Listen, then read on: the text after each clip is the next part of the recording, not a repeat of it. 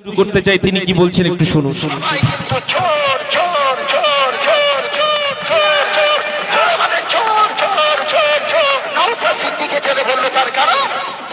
Nabanna company জানতে পেরে গেছে এই নওশাদ সিদ্দিকী আগামী দিন আমার চেয়ারটা কেড়ে নেবে। আমাদের কিছু বলতে হবে নাকি? আমাদের কাসেম বাবু তিনি বলে দিচ্ছেন যে নবান্ন কোম্পানি শুনতে পাচ্ছেন, আপনার পায়ের নখ থেকে মাথার চুল পর্যন্ত আর আপনার ডান দিকে বাদিকে যারা আছে তারা চোর চোর চোর। শুধু আমি শ্রদ্ধেয় কাসেম সিদ্দিকীকে বলবো, হতে দেব না, আমডাঙ্গাকে আমরা ঝাঁঝরা করতে দেব না। সেই শপথ আমরা অলরেডি আমডাঙ্গার মানুষ আমরা নিয়েছি। আমি আপনাদেরই লোক, আপনাদেরই ঘরের ছেলে, আপনাদের পাশে থাকতেই এসেছি। সবার আগে যার বক্তব্য শুনছিলেন আমার শ্রদ্ধেয় রাজনৈতিক শিক্ষকও বলতে পারেন, বামপন্থী আন্দোলনের অন্যতম নেতা আহমদ আলী খান এবং আমাদের দাদা এই অঞ্চলের মাটি কামড়ে বামপন্থী আন্দোলনকে নেতৃত্ব দিচ্ছেন, আপনারা সবাই চেনেন, আমাদের অত্যন্ত প্রিয় দাদা সাহারাবদা।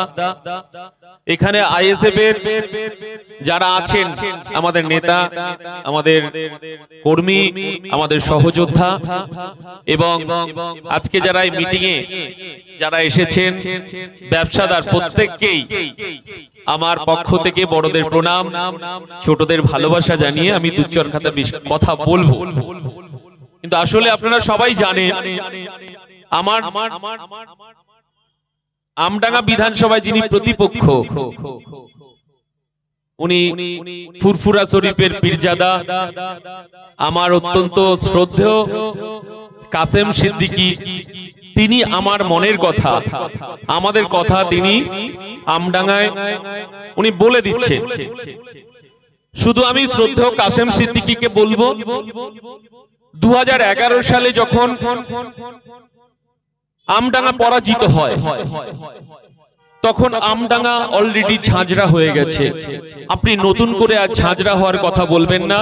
এটা আমাদের আজকের পথসভা থেকে আমডাঙ্গা মানুষের আওয়াজ আপনার কাছে পৌঁছে দিতে চাই যে ঝাঁঝরা করার কথা আপনি বলবেন না। আমরা আমডাঙ্গাকে বোমা মুক্ত করতে চাই, আমডাঙ্গাকে নতুন করে গড়তে চাই, আমডাঙ্গাকে আমরা ঝাঁঝরা হতে দেব না, আমডাঙ্গাকে আমরা ঝাঁঝরা করতে দেব না। সেই শপথ আমরা অলরেডি আমডাঙ্গার মানুষ আমরা নিয়েছি। উনি আরেকটা কথা বলছেন,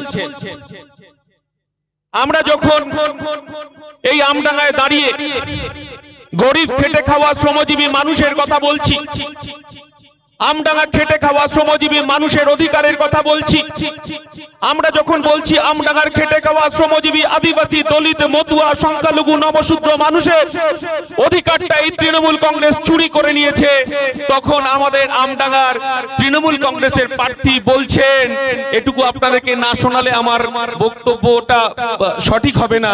তার বক্তব্য দিয়ে আমি শুরু করতে চাই, তিনি কি বলছেন একটু শুনুন।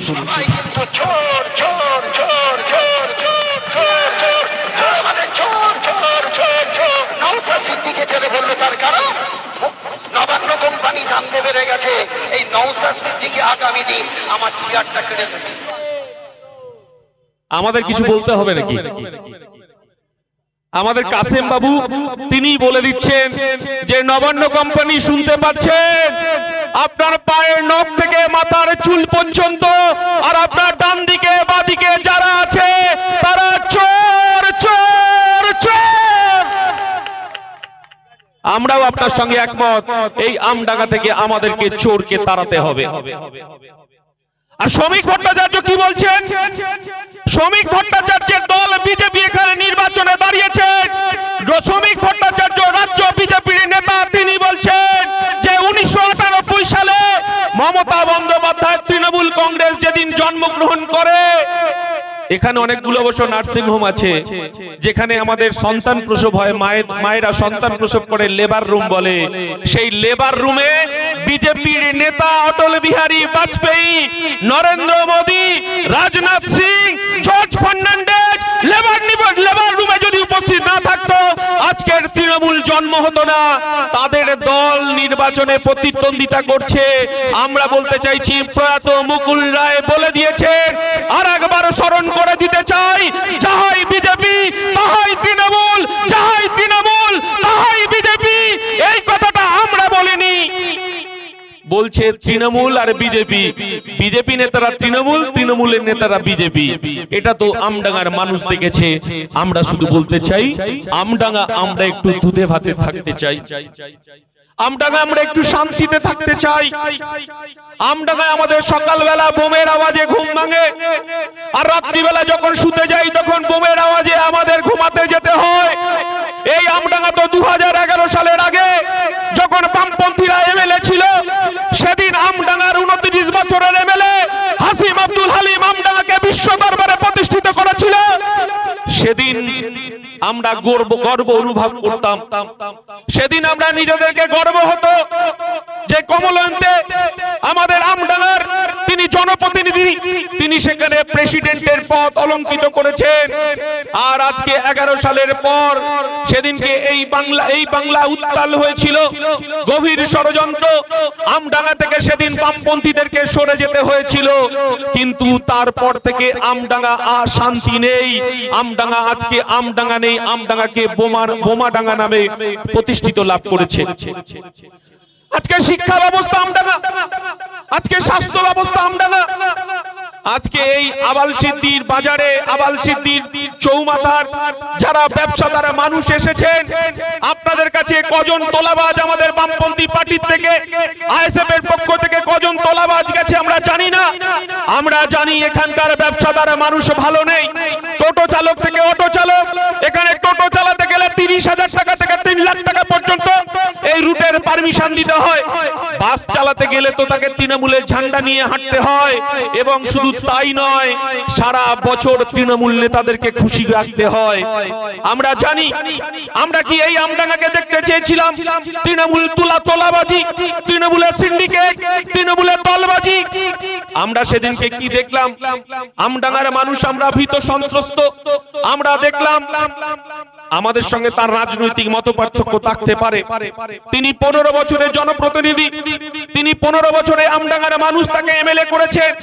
কিন্তু সেদিনকে আমডাঙ্গার বাসিন্দা হিসাবে, আমডাঙ্গার সাধারণ মানুষ হিসাবে, আমডাঙ্গায় তৃণমূল থাকবে, আমডাঙ্গায় বিজেপি থাকবে, আমডাঙ্গায় কংগ্রেস থাকবে, আমডাঙ্গায় সিপিআইএম থাকবে, আমডাঙ্গায় ফরওয়ার্ড ব্লক থাকবে, আমডাঙ্গায় আইএসএফ থাকবে। কিন্তু আমরা সেদিন দেখলাম তৃণমূলে মারামারি করতে একজন 70-75 বছরের এমএলএ কে যখন গলা ধাক্কা দিচ্ছে, আমরাও শঙ্কাবোধ করছি যে তৃণমূলে আবার লাশের রাজনীতি শুরু করেছে তৃণমূল কংগ্রেস। আমরা চাই না।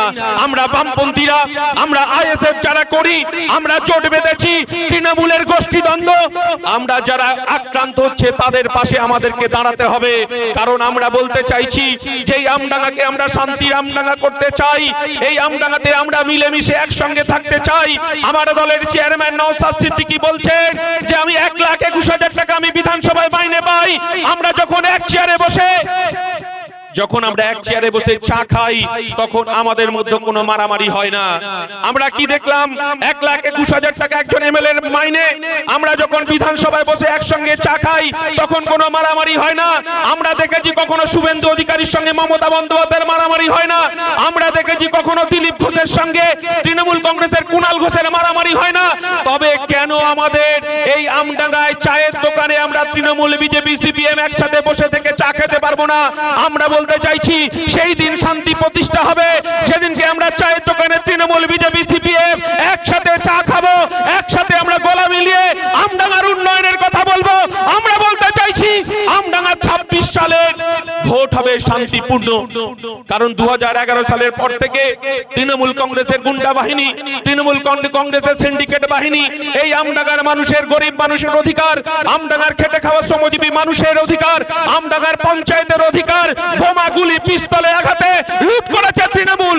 কারণ এই সিরিসিন্নি, জিরাটে গ্রামেও এখানকার যারা ব্যবসাদার আছে, হোটেল ব্যবসা চালান, আমাদের কাছে সব তথ্য আছে, ভোট লুট করা হয়েছে। আমরা বলতে চাইছি 26 সালে যদি আবার ভোট লুটের পরিকল্পনা করে, আমার বামপন্থী ভাইরা, আমার আইএসএফ এর কর্মীরা মাথায় কাফন বেঁধে, কোমরে গামছা বেঁধে খালি পায়ে খেলবে। এই আমডাঙ্গা সংখ্যালঘু সম্প্রদায়ের মানুষের বাস। আমরা ইন্ডিয়ান সেকুলার ফ্রন্টের পক্ষ থেকে বলতে চাইছি, আমরা মুসলমান সম্প্রদায়ের মানুষকে এই মমতা বন্দ্যোপাধ্যায় কখনো মাথায় হিজাব পরে ইনশাআল্লাহ সুবহানাল্লাহ করে আমার বাপ যেটা কাকার কবরস্থান, আমার বাপ যেটা কাকার আমাদের মসজিদ, আমাদের ঈদগাহ দখলদারি তুলে দিচ্ছে বিজেপির হাতে, এই জিনিস আমরা হতে দেব না। আজকে আমডাঙ্গা আমরা দেখেছি শান্তির পীঠস্থান, আমডাঙ্গা 400 বছরের করুণাময়ী মন্দির। সেদিনকে আমরা কি দেখলাম? আমডাঙ্গা করুণাময়ী মন্দিরের চারপাশে মুসলমান সম্প্রদায়ের বাস। তারা বুক আঁকড়ে, বুক চিতিয়ে করুণাময়ীর মন্দির আজও সম্প্রীতি রক্ষা করে চলেছে। এখনো একটা ইটের টোকা পর্যন্ত সাম্প্রদায়িক দাঙ্গা লাগতে দেয়নি।